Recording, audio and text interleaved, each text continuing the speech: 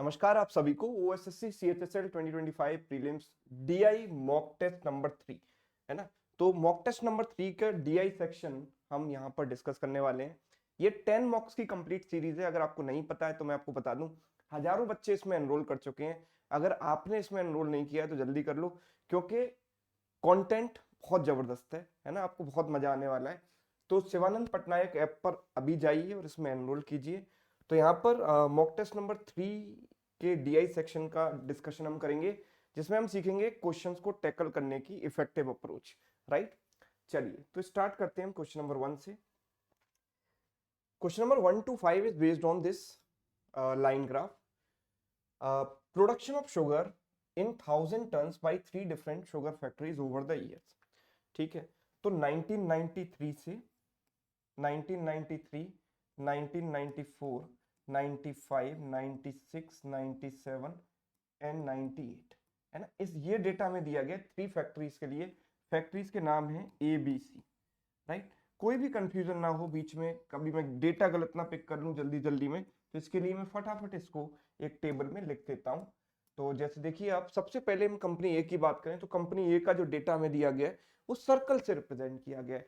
Circle को trace करेंगे 35, 50, 40, 60, 35, 50, 40, 60, right?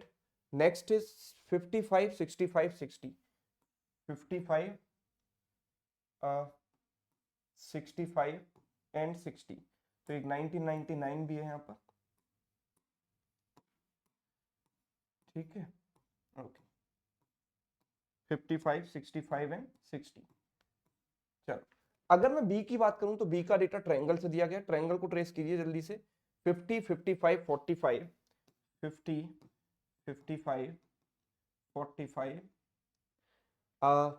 70, 50, 60, 70, 50, 60 and the last one is 80।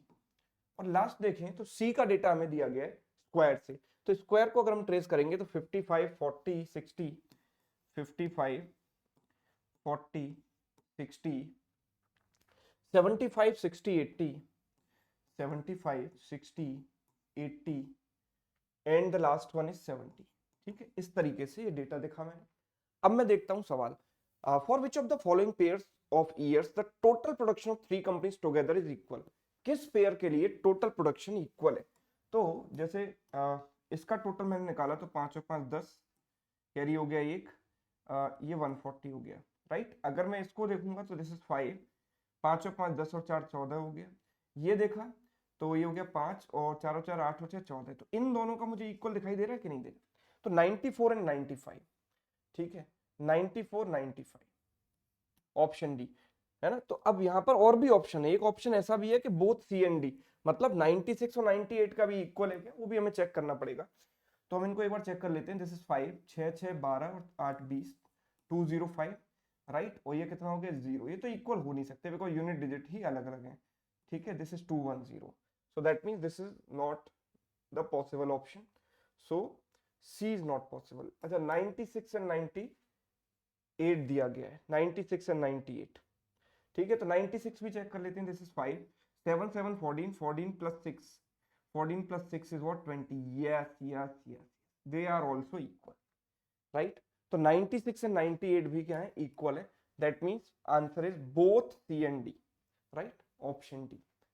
ठीक, चलिए अगला सवाल है। In which of the following years the company A, for company A the percentage rise और fall in the previous year from the previous year is maximum. मैंने आपको पहले भी बताया, लास्ट क्लास में भी बताया था कि जब भी आपको लाइन ग्राफ में परसेंटेज राइज और फॉल देखना हो मैक्सिमम, तो वहां पर आप लाइन ग्राफ का स्लोप देखिए। स्लोप जहां पर मैक्सिमम होगा, जहां पर स्टीप राइज या फॉल होगा, वही जो है मैक्सिमम परसेंटेज चेंज होगा।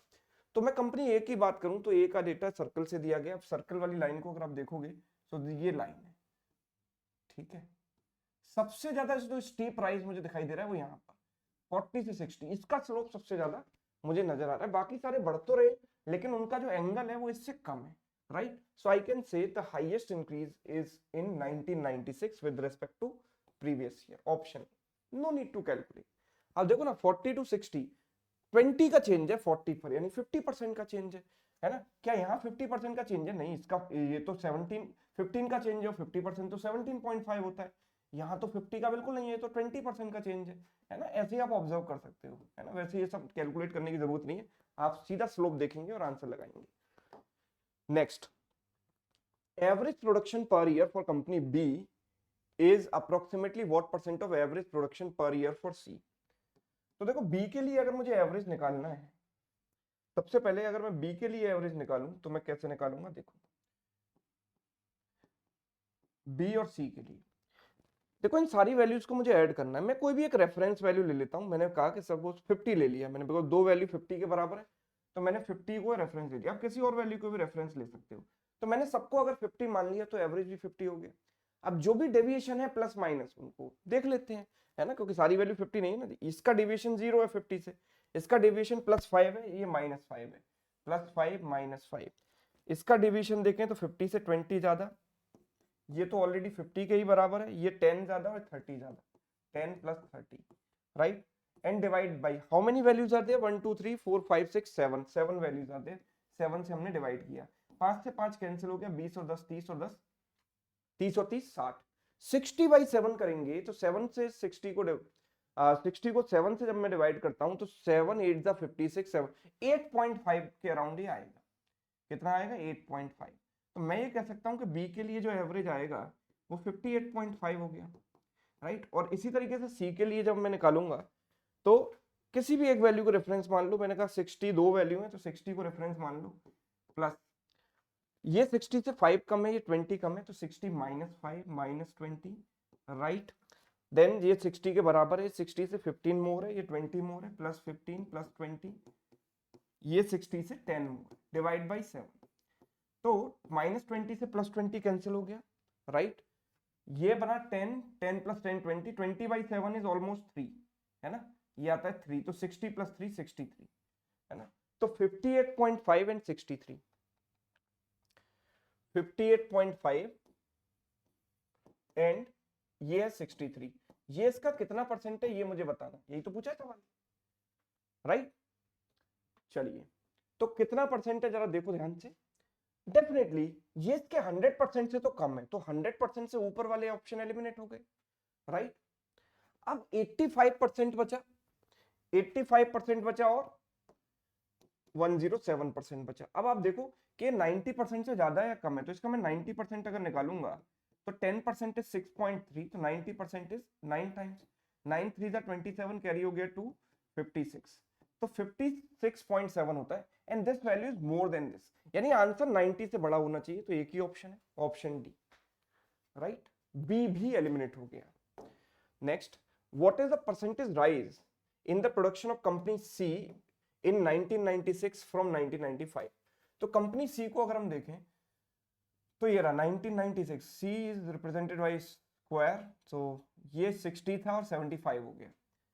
60 से 75 यानी 15 का चेंज है, 15 का चेंज है 60 पर, यानी इसका 1/4 है, एंड 1/4 मींस 25%, ऑप्शन डी।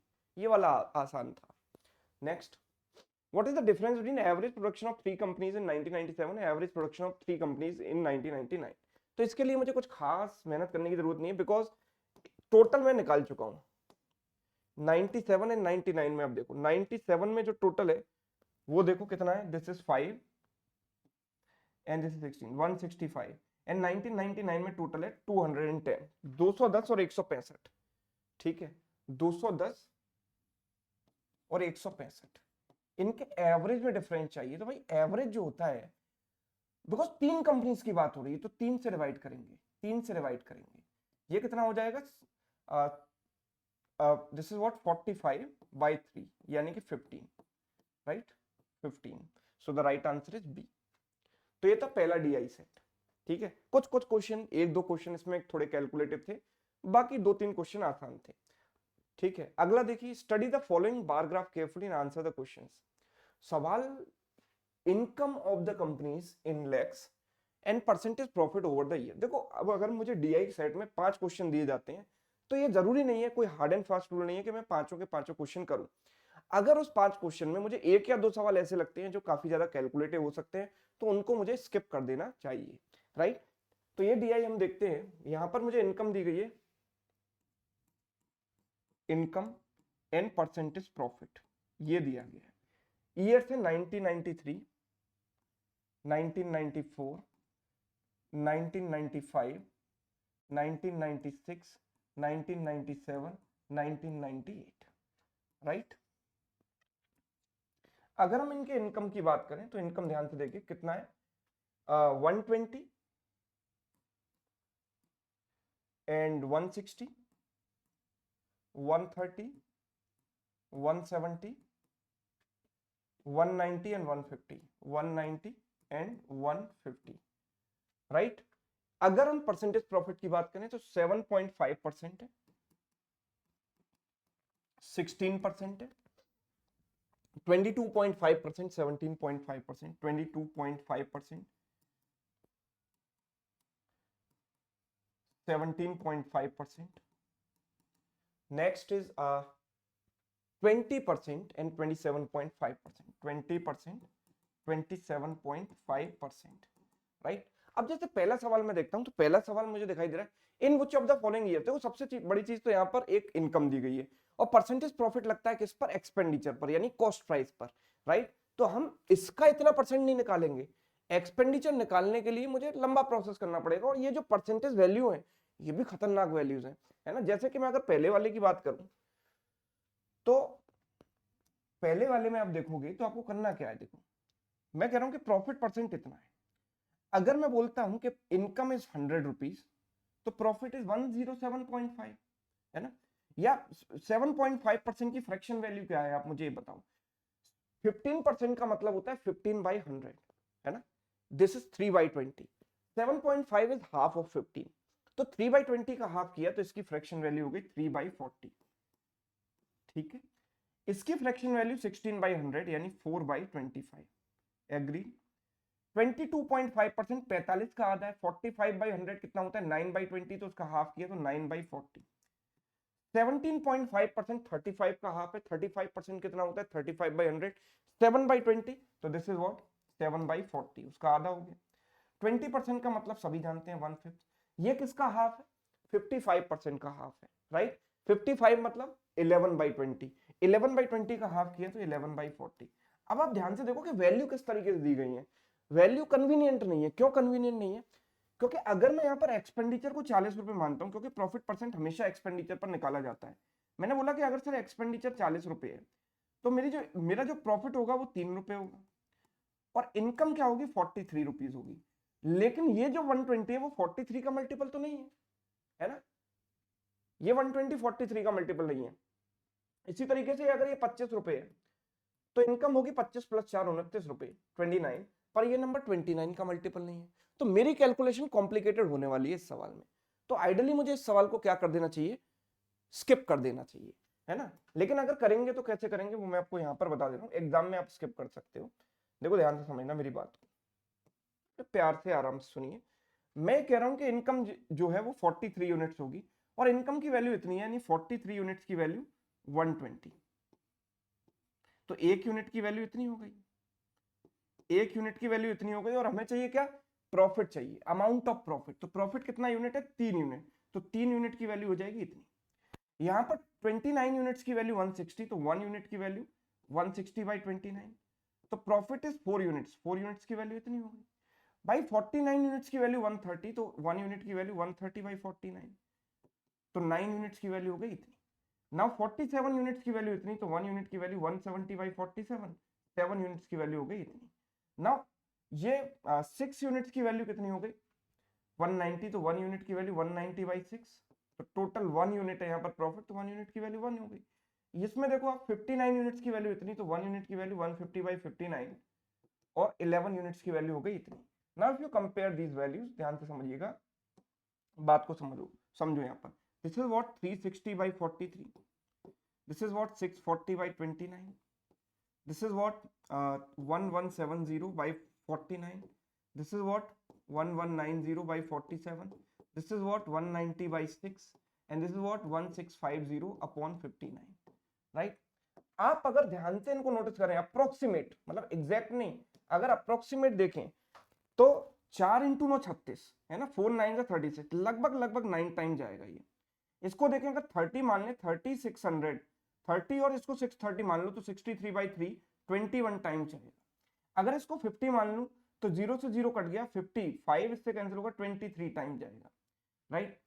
47 को लगभग अगर मैंने 50 माना तो ये भी, ये 1200 और ये 50 यानी लगभग 24 के आसपास आएगा। लेकिन जब आप इसको देखते हो तो 6 3 18, ये 3 से स्टार्ट हो रहा है, और ये अगर इसको मैंने 60 माना लगभग, ठीक है, इसको अगर मैंने 60 माना तो ये किससे स्टार्ट होगा, आप देखो ये किससे स्टार्ट होगा,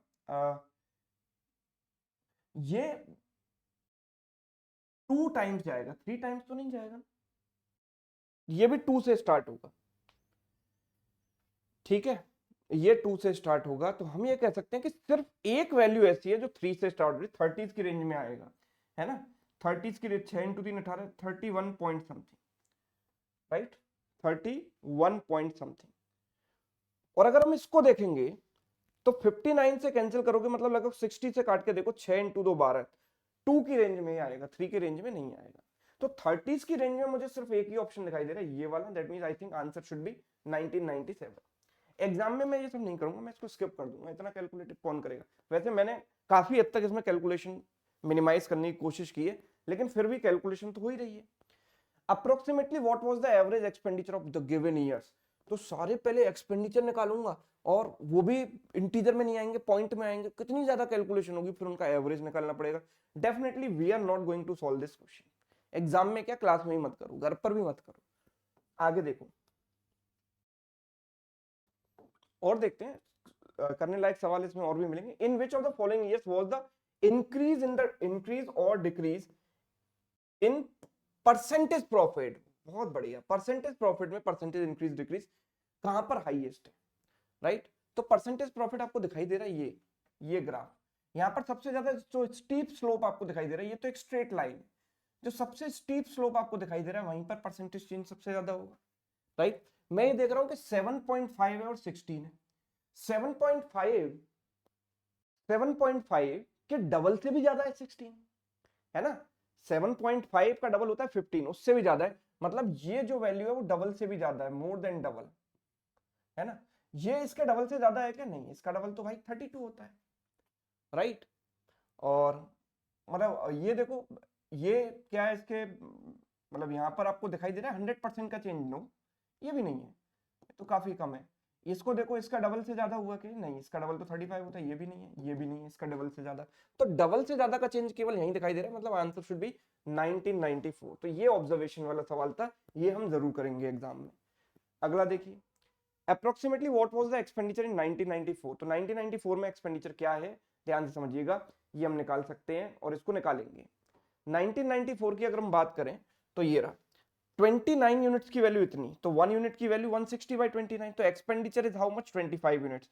तो एक्सपेंडिचर निकालने के लिए इसको 25 से मल्टीप्लाई करेंगे, तो 160/29 मल्टीप्लाइड विद 25, ये करना पड़ेगा।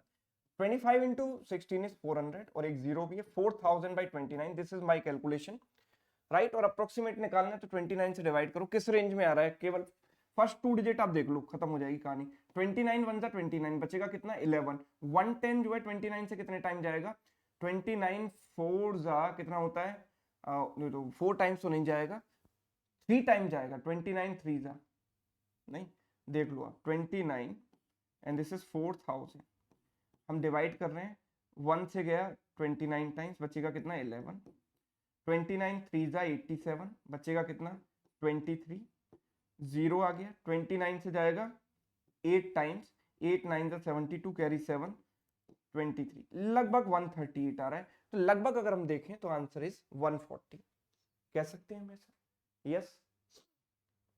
चलिए 1994 ही निकाला ना, ठीक है, यस। अब आते हैं अगले पर, if the percentage profit percentage in 1997 was 25%, what would be the expenditure in that year, ठीक है। अगर प्रॉफिट परसेंट 25% हो जाए तो एक्सपेंडिचर क्या होगा, तो 1997 की हम बात करें तो इनकम तो हमें पता है 190, 25% प्रॉफिट का मतलब है कि एक्सपेंडिचर और इनकम का रेशियो क्या हो गया, 25% मींस 1/4, मतलब अगर 4 रुपीज एक्सपेंडिचर है तो 5 रुपीज इनकम होगी, इसकी वैल्यू मुझे 190 दी गई है, दिस इज व्हाट 38 टाइम्स, तो इसका भी 38 टाइम्स कर लो, कितना आ जाएगा 152। So in that case expenditure must be 152, that means option D. Yes, बात सभी को समझ आ रही है मेरी? तो 5 में से आप 3 अटेम्प्ट करते तो that would be a good attempt in this DI, 4 करते तो वेरी गुड अटेम्प्ट, और अननेसेसरी एक स्किप करने वाले सवाल को आप करते हो तो आप अपना समय बर्बाद कर दोगे। उससे बढ़िया आप कोई और क्वेश्चन कर सकते हो। एक सवाल में जितनी एनर्जी और एफर्ट लगाओगे, टाइम लगाओगे, उतने में 3 और सवाल सॉल्व हो सकते हैं। बोट एंड स्ट्रीम का एक बहुत प्यारा डीआई, क्वेश्चन नंबर 11 to 15, ध्यान से देखें इसको। यहां पर स्पीड्स ऑफ द बोट मुझे दी गई है किलोमीटर पर आवर में, right, speed of the boat. तो बोट ABCD की स्पीड क्या है, मैं एक बार लिख देता हूं यहां पर, ABCDE बोट की स्पीड। तो बोट ए की स्पीड है 12, बी की स्पीड है 16, सी की स्पीड अगर देखें 10 से एक कम यानी 9, डी की स्पीड है कितनी 20, एंड ई की स्पीड है 15। These are the speeds. अब मैं आता हूं जरा सवाल पर। ऑन अ पर्टिकुलर डे, तो देखो इस सवाल को सॉल्व करने के लिए आपके बोट एंड स्ट्रीम के कॉन्सेप्ट तो क्लियर होने चाहिए, तभी आप कर पाओगे। This is not only about calculation, this is about knowing the concepts of arithmetic based DI है। On a particular day time taken by boat A, particular day मतलब एक पर्टिकुलर डे की बात हो रही है, मतलब स्पीड ऑफ द स्ट्रीम मुझे सभी बोट्स के लिए सेम लेनी है। तो स्ट्रीम की स्पीड तो मुझे खैर नहीं पता, चलिए देखते हैं। Time taken by boat A to cover 255 kilometre downstream. अच्छा, स्ट्रीम की स्पीड में वाई मान लेता हूं सपोज, है ना। तो 255 किलोमीटर डाउन स्ट्रीम, तो 255 किलोमीटर डाउन स्ट्रीम चलेगी बोट, कितना टाइम लेगी? बोट ए की स्पीड है 12 और स्ट्रीम की स्पीड है y, तो 12 प्लस y, क्योंकि डाउन स्ट्रीम में प्लस करते हैं। It is 2 hour more than time taken by boat D to cover 195 kilometre. 195 kilometre boat D upstream, तो बोट डी की स्पीड कितनी है 20 और स्ट्रीम की स्पीड है y, ठीक है। तो 20 माइनस y, तो ये टाइम इससे कितना ज्यादा है, 2 आवर्स मोर है, ठीक है। तो सबसे पहले हमें y की वैल्यू निकालनी पड़ेगी, मतलब स्पीड ऑफ द स्ट्रीम। अब ये कैसे निकालें सर, ये तो बड़ी टफ कैलकुलेशन हो गई, इसको हम कैसे करें? तो भाई इसके लिए हम हिट एंड ट्रायल अप्रोच लगाते हैं ऐसी इक्वेशन को सॉल्व करने के लिए, राइट। अदरवाइज तो क्वाड्रेटिक बनेगी, उसको सॉल्व करना पड़ेगा, that would be very difficult task, ठीक है। तो हमें इसमें क्या करना है, हिट एंड ट्रायल लगाना है। तो हिट एंड ट्रायल थोड़ा दिमाग लगा के लगाइए। अब देखो जरा सोचो कि ये नंबर किसका मल्टीपल है। हम कह सकते हैं कि दिस इज 15 इंटू 13, ये 15 13 का मल्टीपल है। We can say this is 5 into 51, यानी कि 15 इंटू 17, ये 17 का मल्टीपल है, राइट। तो 15 इज कॉमन। अच्छा, मैं y की वैल्यू अगर 5 रखता हूं तो ये 15 बन जाएगा, है ना, और ये 17 बन जाएगा। आप सोचो ना कि y की वैल्यू 5 रखने पर ये 15 बन जाएगा और ये 17 बन जाएगा, बनेगा कि नहीं बनेगा? 12 प्लस 5, तो 17 से ये कट जाएगा, 15 से ये कट जाएगा, 17 से ये कटेगा 15 टाइम, 15 से ये कटेगा 13 टाइम, डिफरेंस 2 आएगा, बिल्कुल आ जाएगा। दैट मीन्स y की वैल्यू मुझे ऑब्जर्व हो गई कि y की वैल्यू 5 है। Yes, I can simply observe कि y की वैल्यू 5 है। तो मुझे स्ट्रीम की स्पीड पता लग गई। तो what is the ratio of upstream speed to downstream speed of boat A? तो बोट ए की अपस्ट्रीम स्पीड क्या होगी, 12 माइनस 5, और डाउनस्ट्रीम क्या होगी, 12 प्लस 5, यही होगी ना। तो 12 minus 5 is what, 7, 12 plus 5 is 17, तो 7:17 is correct answer, option D. Yes, चलिए next. Boat B covered 756 kilometre downstream on Monday. तो बोट बी की बात हो रही है यहां पर। बोट बी की जो स्पीड है वो तो हमें पता है ना कितनी, 16।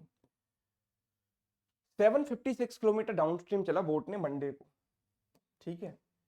For which it took 6 hours less than that in which it covered half distance upstream on Tuesday.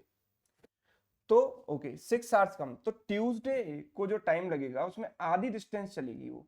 आधी डिस्टेंस का मतलब इसका आधा, 2 इंटू 3 6, 2 इंटू 7 14, 2 इंटू 8 16, 378। और मंडे को वो चल रही है कितनी, मंडे को जो वो डिस्टेंस चल रही है दैट इज 756, और डाउनस्ट्रीम चल रही है मंडे को, राइट। तो मंडे को डाउनस्ट्रीम चलना है, बोट बी की खुद की स्पीड कितनी है भाई, 16, और स्ट्रीम की स्पीड कितनी है, y, sorry y plus y, है ना, ठीक है। और ट्यूसडे को वो चली क्या, अपस्ट्रीम, इसकी आधी डिस्टेंस मतलब 378 अपस्ट्रीम। अच्छा, ट्यूसडे को speed of the stream was 2 more than that of Monday, तो ट्यूसडे को इसकी स्पीड क्या हो जाएगी, 16 माइनस स्ट्रीम की स्पीड हो गई y plus 2। Yes, because upstream चल रही है इसलिए बीच में माइनस लगाया। तो ट्यूसडे का टाइम और मंडे का टाइम है ना, तो जो मंडे वाला टाइम है इससे 6 आवर्स कम है, तो 6 आवर्स कम है। सबसे पहले इक्वेशन प्रॉपर्ली फ्रेम होनी चाहिए, राइट, कम समय में फ्रेम होनी चाहिए, एक बार में आपको सोचना है। तो सबसे पहले हिट एंड ट्रायल से हम y की वैल्यू यहाँ पर निकालते हैं। आप जरा देखो y की वैल्यू क्या हो सकती है, this is a multiple of what, हम कह सकते हैं कि ये जो नंबर है वो किसका मल्टीपल है। अगर मैं इसको 6 से डिवाइड करूं, 6 से जाएगा 6 1 6 6 2 times 126, 126 is again 6 into 21, right. ये 21 का मल्टीपल मुझे दिखाई दे रहा है, तो 16 में 5 ऐड करूंगा तो 21 आ जाएगा, और ये नंबर कितना आ जाएगा, 5 रखूंगा तो 16 माइनस 7 ये आ जाए। देखो y की वैल्यू अगर मैं 5 रखता हूँ तो 5 प्लस 2 7, 7 माइनस किया तो this is 9, and is it the multiple of 9, yes, 9 4 जा 36, 9 2 जा 18, और यहाँ पर 5 रखा तो 16 प्लस 5 21, 21 से कितनी बार कटेगा, 6 इंटू से 36 बार, 36। इन दोनों का डिफरेंस कितना आ रहा है, 6 आ रहा है, हमें 6 ही चाहिए, so that means it is perfectly okay. So definitely y की वैल्यू क्या हो गई, 5 हो गई। हिट एंड ट्रायल से मैंने देखा y की वैल्यू क्या आ गई, 5 आ गई। अब क्वेश्चन क्या पूछ रहा है, downstream speed of boat be on Tuesday. तो बोट बी की डाउनस्ट्रीम स्पीड क्या होगी, जरा ध्यान से समझे। तो बोट बी की जो खुद की स्पीड है वो 16 है, और speed of the stream is 5, ठीक है। ट्यूसडे की बात हो रही है ना, ट्यूसडे की, ओ यस, तो ट्यूसडे को स्पीड ऑफ द स्ट्रीम क्या होगी, y प्लस 2, नॉट y, तो y प्लस 2 यानी 5 प्लस 2 यानी 7 लेना है, ना कि 5। तो 16 माइनस 5 आप करोगे तो 11 आएगा, 11 भी ऑप्शन में दिया गया है ना, ऑप्शन बड़े स्मार्टली रखे गए हैं। तो यहाँ पर हमें 7 लेना है, 7 माइनस करेंगे तो 9 आएगा, ठीक है। और मुझे डाउनस्ट्रीम स्पीड नहीं चाहिए, सॉरी अपस्ट्रीम स्पीड चाहिए। 16 प्लस 7 23 आएगा, 23, सॉरी डाउनस्ट्रीम स्पीड चाहिए, अपस्ट्रीम नहीं, डाउनस्ट्रीम। डाउनस्ट्रीम में प्लस करते हैं तो आंसर 23। अच्छा 5 रखते तो 16 प्लस 5 21 आता, 21 भी ऑप्शन में दिया गया है, सारी पॉसिबिलिटी दे दी गई, प्लस माइनस वाली भी, प्लस प्लस वाली भी दोनों, मतलब 16 प्लस 5, 16 माइनस 5, 16 प्लस 7, 16 माइनस 7, सब कुछ यहाँ दिया गया है कि आप गलती करो तो सही किसी भी तरीके से। 16 माइनस 7 नहीं दिया गया, बस चलो ये अच्छी चीज, 16 माइनस 7 9 हो जाता, 9 is not there, but so many possibilities are there जहां पर आप गलती कर सकते हो, राइट। क्लियर है सभी को, बात समझ में आ गई, यस। चलो नेक्स्ट क्वेश्चन देखते हैं। For boat see it's upstream speed is 6 kilometre per hour on particular day. तो बोट सी की अपस्ट्रीम स्पीड क्या होती है, अपस्ट्रीम स्पीड इज बोट की स्पीड माइनस स्ट्रीम की speed, and that is 6, right. अब बोट की खुद की स्पीड मुझे पता है, बोट सी की जो खुद की स्पीड है वो कितनी है, 9, राइट। तो ये 9 है तो ये 3 होनी चाहिए, यस, ये 3 होनी चाहिए, 9 माइनस 3 तभी तो 6 बनेगा। तो स्ट्रीम की स्पीड मुझे मिल गई 3। तो difference in the time in covering 360 kilometre down stream by boat A, 360 kilometre by boat A down stream, तो बोट ए की स्पीड कितनी है 12, तो 12 प्लस 3 करेंगे, यहाँ पर डाउन स्ट्रीम चलना है, एंड बोट सी चलेगी 360 और डाउन स्ट्रीम चलेगी, तो बोट सी की स्पीड कितनी है 9 प्लस 3, तो ये कितना हो जाएगा 15, 15 से जाएगा ये कितने बार 24 टाइम्स, ठीक है, 15 से जाएगा 24 टाइम्स, और ये आ जाएगा 12 से 30 टाइम्स। तो इन दोनों का हमें डिफरेंस चाहिए, तो difference is 6 hours, option B, done, yes. Next, on a particular day the ratio of the upstream speed to the downstream speed of both d is 3:7। तो भाई डाउनस्ट्रीम स्पीड और अपस्ट्रीम स्पीड का ratio क्या हो गया 7:3, right. मैं ये कह सकता हूं, इससे मैं speed of the boat and speed of the stream का रेशियो निकाल सकता हूं। तो जब भी आपको डाउनस्ट्रीम और अपस्ट्रीम का रेशियो दिया जाए, आप उससे बोट की स्पीड और स्ट्रीम की स्पीड का रेशियो निकाल सकते हो। कैसे निकालोगे, 7 प्लस 3 10 और 7 माइनस 3 4, ये बोट एंड स्ट्रीम का कॉन्सेप्ट है, ऐसे ही लिखा रहने दो। अब मुझे देखो बोट की स्पीड तो पता है ना, बोट डी की बात हो रही है, तो बोट डी की खुद की स्पीड कितनी है, आप देखो 20, ये बोट डी की स्पीड 20 है, तो मैं ये कह सकता हूं कि ये 20 हो गया, 10 का डबल तो ये 8 हो गया, यानी स्ट्रीम की स्पीड मेरे पास 8 आ गई। It took 20 hours more to cover a distance upstream than the same distance downstream by boat D। Distance कितनी है मुझे नहीं पता, डिस्टेंस अपस्ट्रीम में कितना टाइम लगेगा, तो अपस्ट्रीम स्पीड आप देखो, अपस्ट्रीम स्पीड होगी 20 माइनस 8 12, और सेम डिस्टेंस डाउनस्ट्रीम अगर चलेगी तो 20 प्लस 8 28, है ना। इन दोनों टाइम का जो डिफरेंस है वो कितना है 20 आवर्स। तो 12 एंड 28 का एलसीएम हो गया 84, so this is 7 times, this is 3 times, 7 minus 3 4 times distance, and this is equal to 20, this goes 5 times, so distance is 5 into 84 which is what 420। so distance मुझे मिल गई 420 kilometre, right। so on that particular day boat B covered same distance downstream in how much time, so same distance का मतलब 420 चलना है, downstream चलना है मतलब this is what 16, boat B को चलना है, बोट बी की जो स्पीड है वो कितनी है 16, और स्ट्रीम की स्पीड हमें यहाँ से पता है 8, तो 420 बाई 24 हो गया, 12 से गया ये 2 बार, 12 से गया 3 बार, 12 5 बार, तो this is what 17.5 hours, right 17.5 यानी कि ऑप्शन ए, राइट।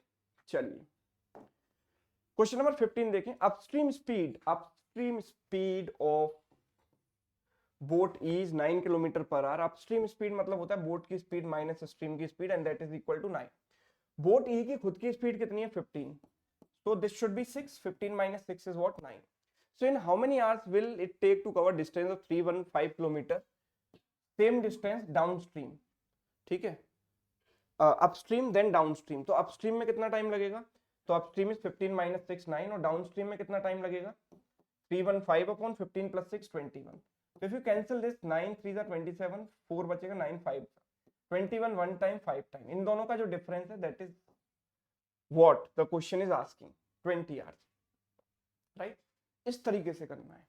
तो ये बोट एंड स्ट्रीम वाला डीआई था, ये वाला देखते हैं जरा, यहां पर मुझे दिया गया total number of passengers travelling in different train, तो टोटल हमें दिया गया 7200, राइट, और train A B C D E में ई एफ जी में उनका डिस्ट्रीब्यूशन क्या है परसेंटेज के टर्म्स में दिया गया है, what is the central angle for the passengers travelling by train B, right, तो जरा ध्यान से समझें कि टोटल एंगल जो होता है वो 360 डिग्री होता है, और वो किसकी वैल्यू होती है 100% की value, total 100% and that is equal to 360 degree, right. हमें चाहिए बी का सेंट्रल एंगल, बी की जो वैल्यू है दैट इज व्हाट, बी की जो वैल्यू है वो है 10%, तो 10% की वैल्यू कितनी हो जाएगी इसकी 1/10 यानी कि 36 डिग्री, एग्री कर रहे हैं मेरी बात से सभी लोग, option C. Next question is what is the total number of passengers traveling by train F, G and D together, so F, G and D, so this is what 48 plus 4 52%, 52% of 7200 मतलब 52 into 72, right, so 52 into 72 is how much, 2 into this is what 104, right, and 7 into 7 to the 14 36, so 4 this is 37, 3744 is right answer, yes option B। अगला सवाल देखो, if the ticket fare for train B is this and train F का 130 है, तो train B का जो किराया है वो 146 है और इसका 130 है, right, so then the revenue earned by train B is what percent more or less than revenue, तो कभी भी what percent more या what percent less पूछा जाए ना, तो जो क्वांटिटीज है उनका रेशियो मैटर करता है, एक्चुअल वैल्यू नहीं निकालनी है हमको, तो अगर हम रेशियो निकालेंगे, रेवेन्यू कैसे निकालते हैं, number of passengers multiplied with ticket fair, भाई एक टिकट का जो किराया है उसको नंबर ऑफ पैसेंजर्स से आप मल्टीप्लाई कर दोगे तो यू विल गेट रेवेन्यू, तो ट्रेन बी में कितने परसेंट पैसेंजर्स ट्रेवल कर रहे हैं 10%, और एफ में कितने ट्रेवल कर रहे हैं 18%, सो ये हो गया 10% और ये है 18% ऑफ टोटल, दोनों के लिए टोटल तो सेम है ना 7200, वो कैंसिल हो जाएगा, तो उसको लिखने की जरूरत नहीं है, रेशियो निकालना है ना अल्टीमेटली, तो उसको नहीं लिखेंगे जो कॉमन चीज, तो परसेंट से परसेंटेज मैंने काट दिया, राइट, 0 से 0 को कैंसिल कर दो, 2 से कैंसिल कर दो 78 टाइम्स, सॉरी 73 टाइम्स, एंड 2 से कैंसिल कर दो 9 टाइम्स, तो this is 73 and this is what 117। अब मुझे क्या बताना है, B is what percent more और लेस देन F, तो B जो है F से कम है या ज्यादा है, डेफिनेटली इट इज लेस, सारे ही ऑप्शन लेस में दिए गए हैं, सारे ऑप्शन लेस में दिए गए ना, कितना कम है ये आप ध्यान से देखो, अप्रोक्सीमेशन काम आएगा, आप देखो यहाँ से कितना कम है, दिस इज 4 दिस इज 4, 44 कम है, इन दोनों का डिफरेंस कितना है 44, 44 117 का कितना परसेंट है, 44 117 का कितना परसेंट है आप ये देखिए, तो 117 का जो 10% है that is 11.7 and every option is very close to 40%, तो मैं let me find out 40% of this, 40% means इसका 4 टाइम्स, 4 7 28 कैरी हो गया 2 46, 46.8, दिस इज नॉट परसेंट, 46.8 के बराबर होगा 40%, तो ये जो आंसर है वो इससे कम है, यानी आंसर 40% से कम होगा, कितना कम होगा, तो इन दोनों का डिफरेंस इज व्हाट, इसमें से इसको माइनस किया 2.8 ना, 2.8 if you closely look 2.8 it is we can say इसका 1% इज 1.17, 2% होगा तो 2.34 होगा, इसका 2% कितना होगा 2.34, तो आई कैन से कि ये जो है this is slightly less than 2%, right. यानी 40% में से मैं स्लाइटली लेस देन 2% माइनस करूंगा, तो मेरा आंसर अगर 2 माइनस करता तो 38 हो जाता, लेकिन लेस देन 2 माइनस कर रहा हूं, यानी 1 पॉइंट समथिंग माइनस कर रहा हूं, तो आई कैन से 38 पॉइंट समथिंग परसेंट आना चाहिए कि नहीं, बताइए। 38 पॉइंट समथिंग परसेंट आना चाहिए। तो 38 पॉइंट, अच्छा देखो ऑप्शन भी बड़े अजीब है, 38.8 भी है, 38.9 भी है ना। तो कितना परसेंट कम है, तो आप एग्जैक्ट यहाँ पर मुझे देखना पड़ेगा। तो मैं एक काम करता हूँ 39%, 1% इसका माइनस कर देता हूँ सबसे पहले। अब आप इसका 1% माइनस करोगे तो 39% आ जाएगा। तो 1% इसका कितना होगा 1.17, ये आपने माइनस किया तो कितना आया, this is 63 and this is 45.63, this is still less, ये इससे भी कम है। कितना कम है अब आप देखो, 1.63 कम है। अब 1.63 इसका कितना परसेंट है, इसका 1% है, 1.63 1% से भी कम है ना, यस। अच्छा 38 पॉइंट समथिंग परसेंट, एक सेकेंड मैं दोबारा से वो कैलकुलेशन करता हूँ, ये वाली वो अभी हमने क्या की थी, कहीं शायद हमने कुछ गलत कर दिया। इन दोनों का जो डिफरेंस है दैट इज 2.8, है ना। 2.8 is slightly more than 2% of this. इसका 1% इज 1.17, 2% इज 2.34, इससे ज्यादा है ना, 2% से ज्यादा है भाई। तो यानी कि मुझे 40% में से 2% से थोड़ा सा ज्यादा घटाना है। 2% से ज्यादा घटाऊंगा, 2 घटाता तो 38 आता, 2 से और ज्यादा घटाऊंगा तो 37 पॉइंट समथिंग परसेंट आएगा ना। और 37 पॉइंट समथिंग करके तो सिर्फ एक ही ऑप्शन है, राइट। डेफिनेटली 3% तो नहीं घटाऊंगा, बिकॉज 36 घटाने के लिए 3 पॉइंट समथिंग परसेंट होगा, वो तो नहीं है ना। 2 पॉइंट समथिंग परसेंट मुझे घटाना है, तो 37 पॉइंट समथिंग आएगा। The number of passengers in train F is approximately what percent of the total number of passengers in train E and G together, right? Train F में जो number of passengers हैं वो कितने हैं, 18%। E and G की बात करें तो E plus G is how much, E is what 12 and this is what 42, E plus G is 12 plus 30 यानी कि 42। तो ये इसका कितना परसेंट है, 6 से गया 3 टाइम्स, 6 से गया 7 टाइम्स, यू नो 1/7 is 14.28%। तो 3/7 is 3 टाइम्स दिस नंबर, तो इसका 3 टाइम्स कितना हो गया 42.84%। तो which is very close to what 43%, option D, ठीक है। Yes, clear. चलिए next, what is the difference between central angle of train C and that of G. Train C and G की अगर हम बात करें तो सेंट्रल एंगल में जो डिफरेंस है वो क्या है, ट्रेन सी एंड जी के सेंट्रल एंगल में डिफरेंस हमें बताना है, एक सेकेंड।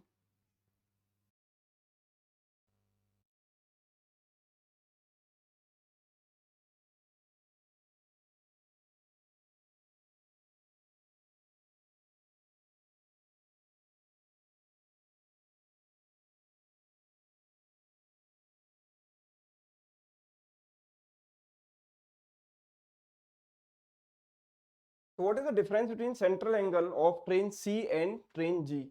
तो train C is what 2% and train G is what 30%। 2% 30% का डिफरेंस 28%। इसकी वैल्यू मुझे निकालनी है।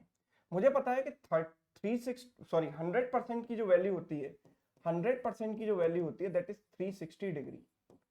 तो 28% की वैल्यू क्या होगी, you have to find it out by using unitary approach. 0 से 0 कैंसिल हो गया, this is 2.8 times this number, तो इसका भी 2.8 टाइम्स कर दो।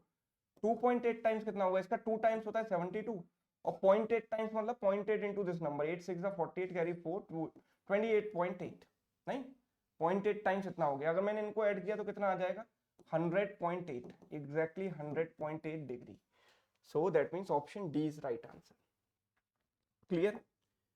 ये वाला सवाल देखो अगेन, इनकम एक्सपेंडिचर बेस्ड एक और डीआई हमारे सामने ये है, ठीक है। इनकम एक्सपेंडिचर बेस्ड डीआई है, ध्यान से समझें इसको। यहां पर मुझे परसेंटेज प्रॉफिट दिया गया कंपनी ए और कंपनी बी के लिए। तो company A and company B, years क्या है 2004 से 2010, 4 5 6 7 8 9 एंड 2010, राइट।